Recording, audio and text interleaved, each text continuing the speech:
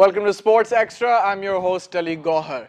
Today we're going to focus on mountaineering, which is by far one of the most difficult and one of the most dangerous adventures. And mountaineering is particularly special in Pakistan because of its very famous and very challenging peaks. And to talk to us in detail about the challenges of mountaineering and trekking, I've been joined by three very special guests. We have Mr. Nazir Sabir. Nazir Sabir, Assalamu alaikum. Mr. Sabir is a world-renowned mountaineer, and he was lucky enough to climb K2 through a new route and the first Pakistani to climb Everest. And you can see the visuals coming up over there. So we're going to talk about that in great detail. And next to Mr. Sabir, we have Asif Bhatti, who's a young climber. Sir, Assalamu alaikum. Great to have you on the show. Thank you. And we also have Mr. Umair Hassan, who is a trekker, and he is going to tell us the difference between the two. Sir, great to have you on the show. Thank you. So we're going to talk to our guests about mountaineering and trekking in detail. But before we do that, our PTV World production team has prepared a small package. Let's listen in.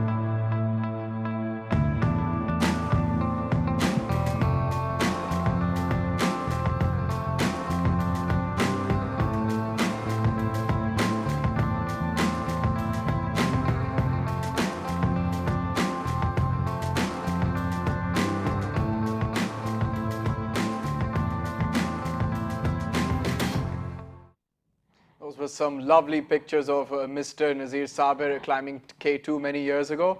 Nazir Sabir Saab, looking at those pictures, that must bring back a ton of wonderful memories. Yeah, your team has done some wonderful homework. They took me back 30 years back. And may I say, you're looking very handsome as well.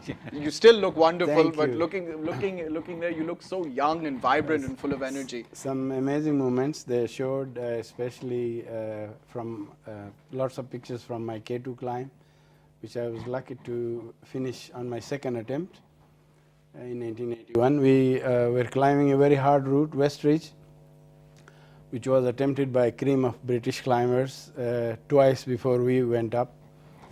But they were not as lucky with weather and stuff. They had an accident. Nick Escott, one of the top Himalayan climbers, was killed, and they came back in 1980, a year before we went. But ours was a team of mostly university students from Waseda University in Japan, and not much Himalayan experience except for few people, except the leader, who was the first Japanese to have climbed Everest. Right. But I think we were quite lucky more than anything. We were carrying a lot of luck in our rucksack, and we finished the route. A long story. To cut it short, we were forced to spend a night in a snow cave, literally 85 meters below the summit. Vertical distance, but about 2.5 hours climbing from the snow cave to the summit. We spent a night in the cave in very hard conditions. Probably this was the longest night we spent in our lives. And next day then we got our guts together, and I and Otani were lucky to get to the summit, while the third person, Yamashita, decided to stay on the west summit because he was tired and exhausted. So we were lucky to get up, myself and Otani, on the summit on 7th August 1981, completing this new route on that Waseda University expedition. Out of 14 people, 2 of us were lucky to get. Did you know it? Did you have a feeling that it would work, taking this new route, or were you skeptical? We all along, because mountaineering is something about unknown. A lot of religion is also, it's something about lots of unknown. Just like that, it's a spiritual journey. When you go to a mountain, you are going into a mystery, a mysterious journey where anything can happen. A tiny little rock can just blow you down the face. There are so many unknowns. We go for so many known risks, a lot of calculated risks, but still there is so much that we just don't know. Even after all these years of medical research, there is so much still unknown what to this human body can happen at an altitude above 5,500 meters, which we call a death zone. And apart from the calculated risks, we walk into the death valley, so anything can happen. And the first people who are become quite often victims of high altitude sickness and stuff are the doctors, as of my experience. So with all that knowledge, mountaineering presents so many challenges to a human body. Yes. And so we are not sure what would happen the next day. Weather, there are so many challenges. Absolutely. We'll get back to more of your stories, but I want to go to Asif now. Asif, you're a young climber, and I understand that you've also achieved quite a lot. Can you tell us about your experiences and what you've done? Well, I have started my mountaineering activities back in 2014. I was the member of the team who first Pakistani expedition to Mount Falakshar in Kalam Valley, and after that I decided that I have a potential, I can do something. So later on in next year I decided to climb some real mountain, and for that I visited Nazir Sabra and asked about any opportunity, and he gave me a hint of Mount Khusargang, and I was lucky to be the first Pakistani to reach at the summit of that peak. That's amazing. Yeah. Can you tell us about the type of preparation you went through before you decided to make that big climb? Well, as far as preparation is concerned, you must have quite enough physical fitness, and you have reasonable equipment for that activity, and of course you have a bag full of patience, and along with such things you must have some mental capability to take calculated risks. What was the best piece of advice Nazir Sabra Saab gave you, you think? I know I'm putting you on the spot here, but is there something that's just etched in your memory? Well, he just gave me an option to go for this mountain, as it was the first activity for me. And before going to this activity, Nazir Sabir just texted me and said that this mountain has a lot of snow at the moment, and you should not go there. But I was prepared for that, and I decided with my team leader that let's try for this. Just before I go to Umair, Hassan, I want to ask you, Asif, what drew you towards this path? Why did you decide to take up mountaineering? Well, it's in fact hidden treasure and natural talent with the passage of time, you explore within yourself. And that is what I explored after many years of trekking. I decided that I have a potential to go at the peak of this any mountain.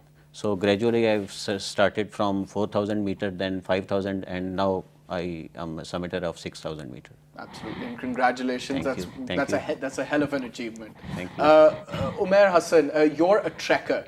Now, there's a significant difference between trekking and mountaineering. Can you please tell us the difference between the two? Because as of a few minutes ago, I was using it interchangeably, as I'm sure many people do. So before going can you help us out? Before going into a difference, so the common thing between trekking and mountaineering is, of course, the mountain. So mountain is the focus of attention. Now, talking about the difference, when you are trekking, you are primarily exploring the scenery and area, the whole area. You are starting from one valley, and you try to cross a high altitude pass, and then you enter and descend into another valley. So that's trekking. Right. But when you are focusing on not the whole valley, rather you are focusing on one mountain and the highest point of that mountain, and you try to be on the top of that mountain, that's climbing, that's mountaineering. So mountaineering revolves around one mountain that's very high in the altitude. So when you talk about mountaineering, it's about going above 6,000 meters. It's about going above 7,000 meters. That's what these guys do. Right. So glad we got that sorted. So tell us about some of the challenges you've had to face while trekking, the core challenges. So like when we go out for trekking expeditions, so the biggest challenge we have, of course, is the difficult terrain and the difficult weather. So even if you are going for trekking, you cannot be careless. You have to go with all preparations, like you are seeing in these pictures. So these pictures that you are seeing just now, these are from Chilenji Pass that we have done just a few weeks ago. That's absolutely stunning. And that's 5,000, above 5,000 pass, and the right at the moment when you stand at the top of this pass and you start descending, it's very steep, it's very difficult. And these feelings when you are at the top, these you cannot express in words when you reach at the top of that pass. So whether it's mountaineering or trekking, you have to go all prepared, mentally and physically. So I've got to ask, as a total novice, where did you start from? Where did you and your team begin? For this particular trek that we did a couple of weeks ago, from Islamabad we went to Hunza, and from there we went to Nazir Sabra's area, that's Chapursan Valley. It's very remote. It's near China border and Afghanistan border, so one of the remotest parts of Pakistan. And that's where the last part of the valley is Baba Gundi Ziyarat, so that's where we start. And then we do trekking for 7 days, and then 7th day we descended into another valley, that's Ishkoman Valley near Gilgit. So during these 7 days we were absolutely in the wilderness without encountering any habitat or any I asked Umair the same question. Why did you decide to take up trekking? So it's a long journey. I started hiking primarily when I was in school. I was in ICB, and that's where there was a local college hiking club, ICB hiking club. That's where I started going to Magala Hills, like we were talking about just a little while ago. And these Magala Hills, they sort of introduced me to mountains. And as soon as I started growing up, the love and passion for mountain, it also grew with me. And soon I started going to higher altitudes and the other valleys, and to explore different mountains of Karakorams and Himalayas. I mean, these pictures that that we were just showing, I mean, it took my breath away. It's fantastically gorgeous, and I hope you put it all over social media, because we keep talking about, we constantly say we need to improve Pakistan's soft image, we have to attract tourism, and if this doesn't attract people to come to Pakistan, I don't know what will. So I hope you keep undertaking these expeditions and post this, especially this one, this is my favorite, all over social media so people can see how beautiful everything is and what you've achieved. Nazir Sabra, I'm going to ask you more about your expeditions, but you touched on something very important, something I'm very curious about. You said you felt a spiritual connection, and a lot of people say that even if you read the Bible and the Quran, a lot of the prophets saw and spoke to God on in the mountains. So I know it's very difficult, but can you describe the spiritual connection that you felt? I think mountains are today on God's earth the holiest places to me, sacred places. If you look at these mountains from any religious prism, I think mountains stand out as the most sacred places. And like you mentioned, so many prophets, our own holy prophet, peace be upon him, Ghar Hira, Hira is a Hazrat mountain. Musa, the burning bush. So all those, starting from Adam's mountain in Sri Lanka, I think that is still going on. Mountains are always going to be the most sacred places.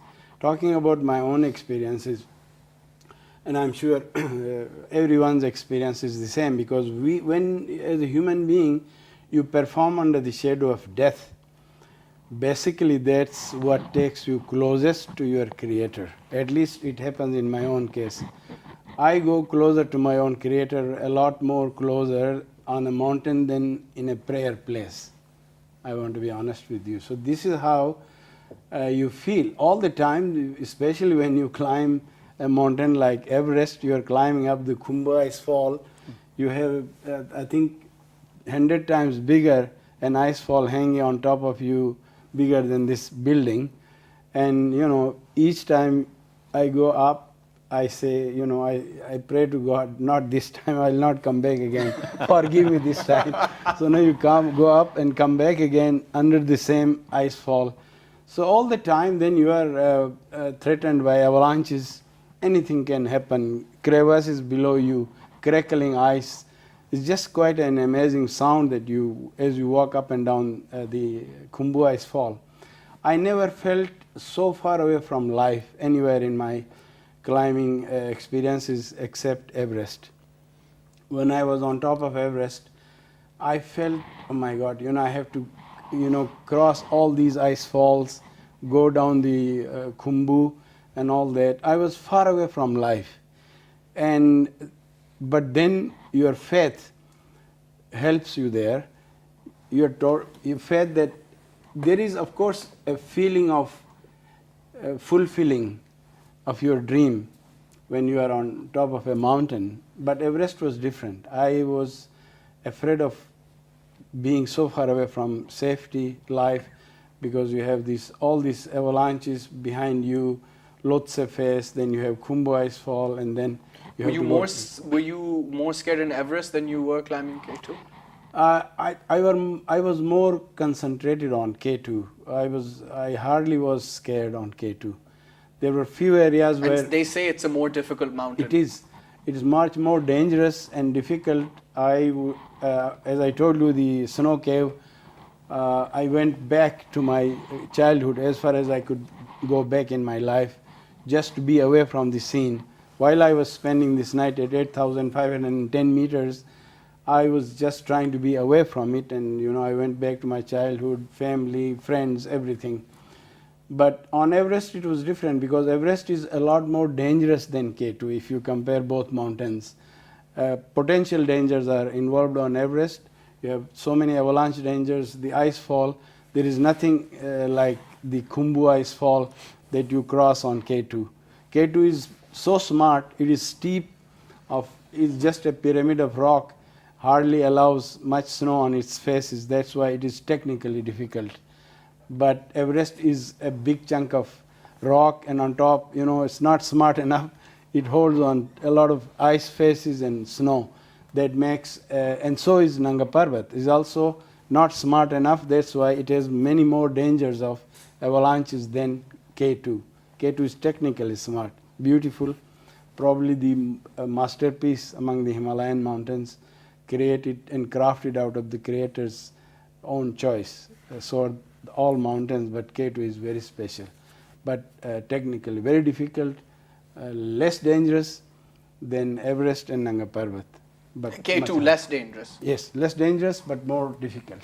All right. Right, absolutely. No, I mean, that was fascinating to hear all of it. Asif, I'm sure you want to pick up on what Nazir Sabra Saab had to say.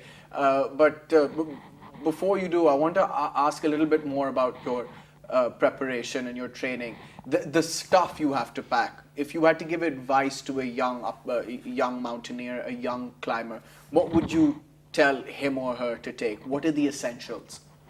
Well, essential is your physical fitness and preparation, first thing. Number two, you must have proper qualified gadgets, okay? Proper clothing, proper shoes. For example, proper down sleeping bag, proper down your jacket and your shoes that must be able to bear the temperature of -20 to -30. So these are the basic things you need, and of course these are very expensive things. So being Pakistani, we need some financial source or something like that to afford such things, because mountaineering is one of the few expensive adventure sports. So most of the cases mountaineers are sponsored by some companies. It is not the thing that you can afford yourself about the And this is something that should be taken seriously, because like I said earlier when I was looking at Umair's pictures, this is actually something that will bring tourism into Pakistan. It will create a lot of interest. There's still so many foreign climbers who are keen to come to Pakistan and who do. I was telling you off air, I spoke to an Italian and Pakistani team. They were the first team to climb Nanga Parbat in the winter, and that created waves. And I remember recently I was flying back to Pakistan. I was sitting next to an English gentleman, and he was reading a book about K2. And then he just turned to me. He's like, "Oh, I wish I could have done this. I'm too old now, but this is fascinating." So this is something we really need to capitalize on. Well, luckily, if you look back past few years, we can consider ourselves a safe country. So if we provide a safe and protected environment to foreigners and locals, we can promote this sports to a lot extent. Sabir Saab was talking about feeling something spiritual when he was climbing. Did you go through a similar experience? Well, I think I feel nothing between me and God, okay, as far as at normal ground is concerned. But when I go beyond certain limits, for example 4,500, 5,000 meters, and I think I have some special creative activities in myself. So I think being a mountaineer, I feel myself lot more closer to the God. Absolutely, when I go far beyond the normal altitude. Absolutely. Umair, I want to ask you a little bit about teamwork, and then you can pick up on this as well, Asif. I saw that you were with a bunch of people there. Tell me, when trekking and going and trekking so far, how important is teamwork? This is absolutely important, just like any other sports. Rather, it's sort of a unique sport where there is no competition. I mean, when you're going to the mountain, it's not like that whether I should be the first one or the other guy should be the first one, especially in case of trekking. In case of mountaineering, there might be. So when you are roped up, whole team needs to walk with the pace of the slowest guy. So this is the best example of teamwork, that you are all roped up, so you cannot pass or you cannot bypass any other guy. So you all must work together and walk together so that the whole team achieves the mission. At what stage do you identify who's the slowest? So when you are roped up, that means that everybody in the group is on a single rope. Even if somebody wants to walk fast, he cannot do that. So the other guy must tell the slower guy to walk in synchronization. So that happens naturally, that happens automatically. And this is just one example. Other than that, when you're pitching your tents, when you are preparing your food, when you are waking up at 3 a.m. or 3:30 a.m. in the morning, it's all teamwork. Without teamwork, you cannot achieve your target. That's absolutely essential. How do you handle fatigue? I'm sure that sets in. Well, when you are going up and it becomes tough and hectic, of course, a time comes when you start wondering why did you come to this place? You would have been enjoying, That's how all I of feel the when I'm luxuries. halfway through Trail 3 over here. Exactly. But let me tell you, Ali, once you reach the top, you forget all of the fatigue and you forget all of the hardships that you had encountered. All you remember is the past, and all you remember are the good memories that are associated with the whole journey. Do you agree with that, Umair? Yeah. When it comes to handling fatigue, tiredness? If I quote my own example, when we had to go to the final summit push of Khusargang, we started at 12 in the middle of the night, and we wake up at 12, and at 2 a.m. we started trekking, and we reach at the summit at 3 p.m. The whole day we have to continuously ascend the mountain, and at the summit we spend 1 hour, and at the later part we reach at the base camp at 12 in the middle. So it was almost 24-hour activity, and once we reach at the summit, we forgot all our worries, all our fatigues, and it was just a matter of joy, and rest of the things were considered as secondary. Absolutely, yes. Back to you, Nazir Sabir Sab. You've climbed K2. You took a different route doing it, and then you also climbed Mount Everest. How old were you when you climbed K2 and Everest? I climbed K2 when I was 26 and Everest when I was 44. You're 44 when you climbed Everest? Yes, and in between, of course, I have been climbing so many other mountains. But the list of my failures is much taller than my successes. So I was not an 8,000 meter hunter. I attempted so many 7,000 meters like Ultar, Diran, where my elder brother and his army colleagues from SSG were unfortunately buried in an avalanche. So I've been hanging around the mountains all along, but in between both mountains. But going back to, you just said how to handle fatigue. I remember I did not sleep for 4 nights consecutively on K2. And again, in my entire life, when Thomas Hummer, the famous Slovenian climber, was being rescued from Nanga Parbat by Brigadier Rashid and Colonel Khaled, one of the most outstanding Himalayan rescues. I did not sleep for 4 nights. I was just sitting on my seat getting all the calls from around the world because he was a friend, and he was a client and friend. So K2, 4 nights, including the summit, snow cave. You are so much concentrated on your goal that you hardly, in my own case, I don't even remember my children, my family. I just completely, I'm disconnected with my entire world, just so concentrated that you just forget what is happening to your physical self. And talking about these godly places, talking about promotion and why we go into the mountains, I think one common thing between all of us and all the mountaineers around the world and trekkers would be that we are somehow attracted to the beauty of nature, and mountains being probably the prime amongst the entire nature on earth. Like Umair very rightly said, the love for mountains and nature is common among all of us. And I would really hope that more and more young people like Asif and Umair come into the mountains.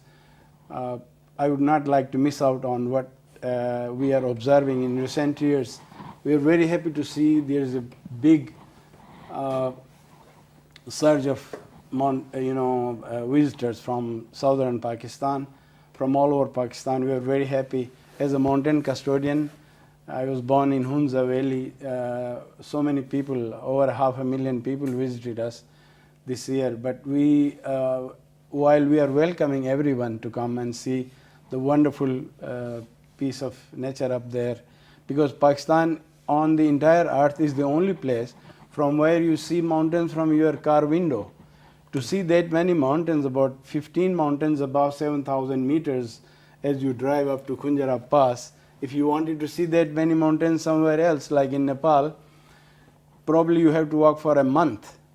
But here you just drive up in couple of days, 3 days to Hunza and then Khunjara Pass, you see all these mountains That's what from makes your window, Pakistan so car special. window, very special. And then if you walk out of your car, walk for 2 minutes, literally, you are sitting on Batura Glacier, which is 30 plus kilometers long. And the only place on earth where you see a glacier from so close. So that brings a lot of people up.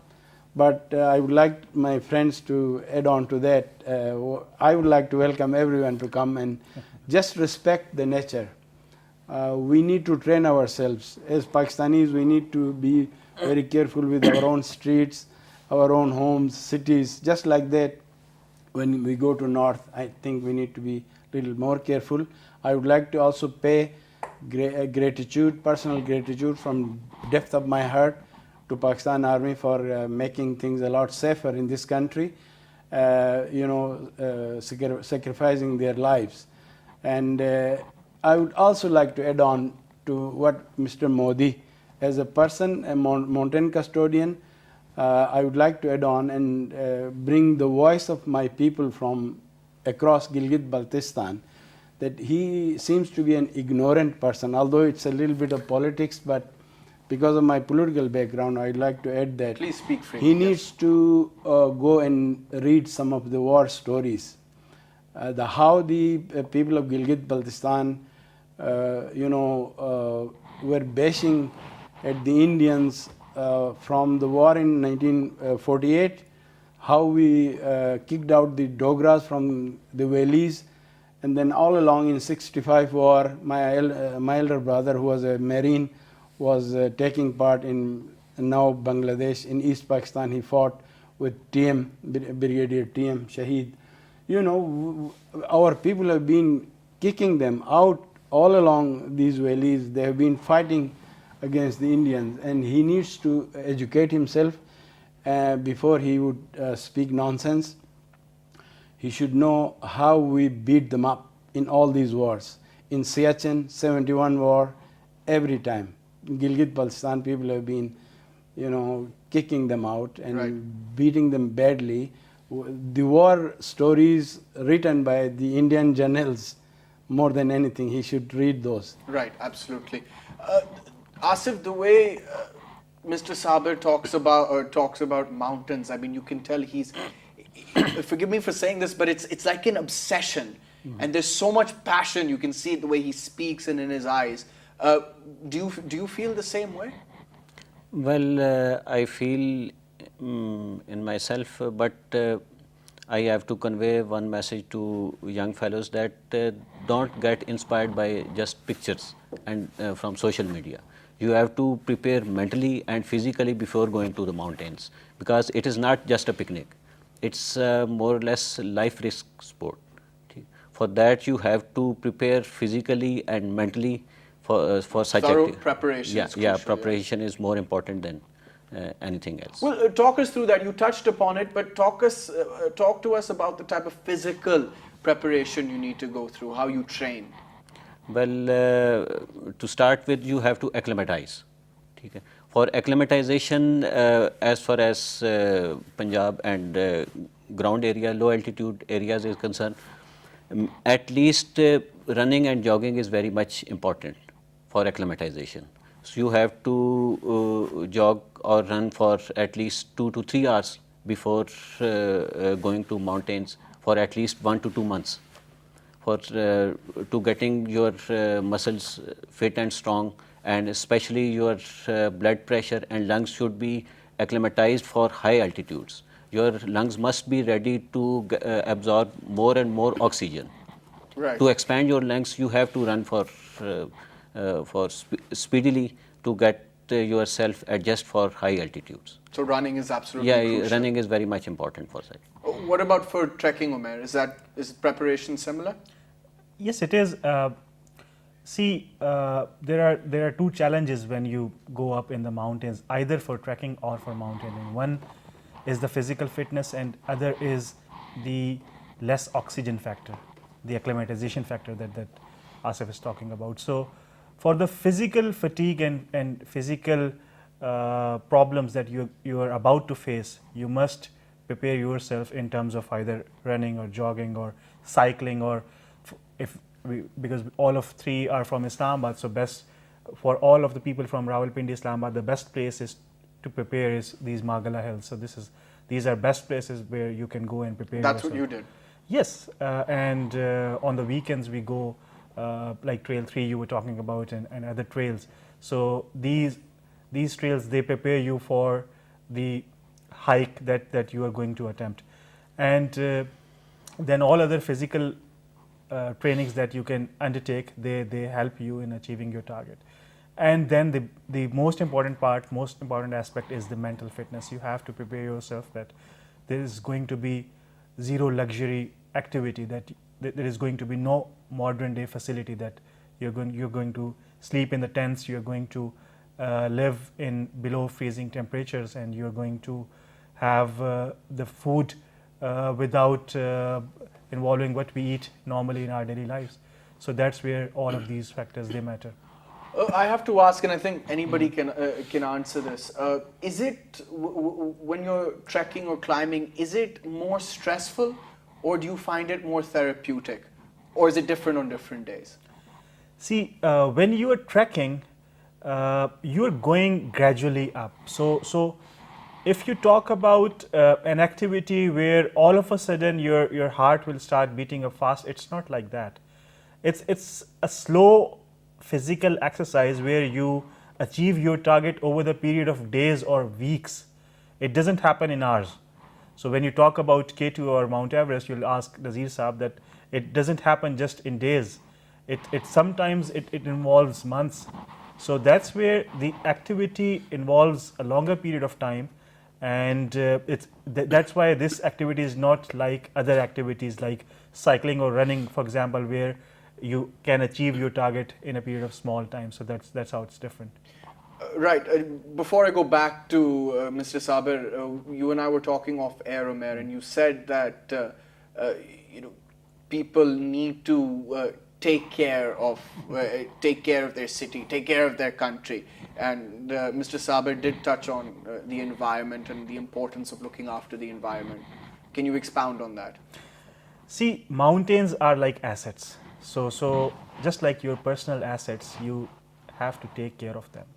So whether you talk about things you have and you enjoy while you are living in cities, just like that, when you go out in the mountains and you don't take care of those mountains, then this is not the respect mountains expect, or the people of mountains expect. So the people of these areas, they are so hospitable wherever you go, like you go to Hunza or Chitral or Gilgit. Hunza has become quite famous. It is. So, but while this is good for economy, this is good for locals, this is good for tourists, there are some concerns. And the concerns are that when people go out there and they don't show respect to those mountains, they put in a lot of garbage out there in the higher altitudes. For example, this year, for the first time ever, we have seen pictures on the social media where people have, thrown garbage and mineral water, empty bottles and other things at Khonjra Pass above 4,000 meters. Similarly, if you look around for the lakes, talking about lakes in Kashmir or Neelam Valley or Kaghan, for example, talking about Saiful Muluk, it's one of the most commonly visited places. It used to be so natural and so beautiful, but unfortunately it's not the case anymore. When you go out to places, to lakes like these, which are accessible by normal tourists, all you see is garbage and empty tins. So that's very unfortunate. And we should know, and I don't mean to sound preachy, but even in the Muslim religion, in Islam, it talks about looking after the environment. It's all under Hukuk al-Ibad, so that's something our people should know. Sabir Sahab, back to you. In your opinion, what more can be done to further promote mountaineering and trekking in Pakistan? As I said earlier, thanks to our army, Jawans, for bringing peace, and there is more hope. Even before 9/11, things have changed after 9/11. Even before that, Pakistan has never been a very well-known destination. I think it is high time that, especially in the given situation, after what Pakistan has gone through, a hard situation within the country and also in the eyes of the foreign media and our own media, we need to start building our image overseas through our embassies and through positive media from within Pakistan. I keep telling people that every visitor who comes to Pakistan in these hard days, he is very special for us as Pakistanis. We need to talk to him, I mean media, and when he goes back, as of my experience in 30 plus years, every foreigner who comes to Pakistan, when he goes back, even maybe he may have had a bad experience or bad service here and there, but they go back as our best ambassadors. So media should talk to them when they go back. I think we are missing out on that area. But anyway, talking about promotion, I think I go around the world doing lectures for almost 20 plus years now. I'm on my own expenses, go to Australia, Canada, America, across Europe, Japan, trying to show the most beautiful face of the country all across, at universities, mountaineering seminars and mountaineering clubs.